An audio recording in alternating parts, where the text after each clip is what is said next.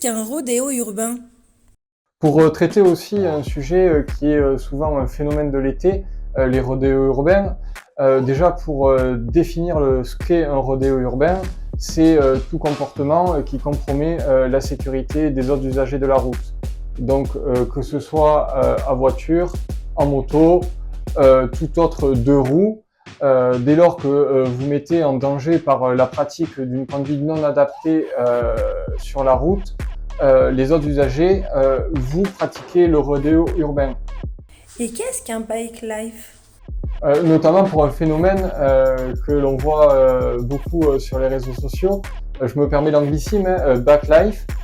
Donc c'est un style de vie avec la moto, mais pas dans des terrains privés, sur la voie publique, où il est de la part des usagers le principe faire le plus peut-être d'acrobatie au guidon de son deux roues ou de son quad.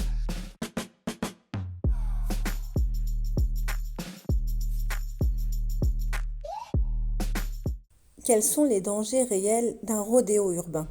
Tout ça a un réel impact en fait sur les autres usagers, la mise en danger, le risque de percuter aussi un individu, notamment des enfants qui n'ont pas une vision à 360 de l'espace urbain et qui peuvent échapper aussi à la surveillance de leurs parents, ou simplement en voulant traverser un passage piéton. Puisque le conducteur pense être maître de son véhicule, mais il ne l'est pas. Il répondra plus en fait à la machine qu'à lui, puisque déjà il a une visibilité obstruée, puisqu'il y a une roue avant devant son champ de vision.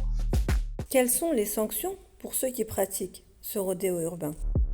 Ce phénomène de rodéo urbain est bien sûr puni par la loi au terme de l'article L236-1 du Code de la route, qui est assorti d'1 an d'emprisonnement et de 30 000 € d'amende. Plus les aggravations si par exemple la pratique du rodéo urbain se fait avec une pluralité d'auteurs, donc en réunion. Avez-vous d'autres conseils à nous donner?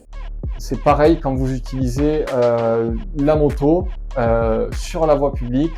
Il y a des engagements que vous devez prendre, et ça sera de conduire une moto en règle, homologuée, immatriculée, pas une motocross, d'être équipé et de maîtriser sa moto. La moto, c'est quelque chose de puissant, avec un rapport poids-puissance justement des fois très important, qui n'est pas à la maîtrise de tout le monde. Merci infiniment Guillaume pour toutes ces informations et à bientôt pour d'autres vidéos.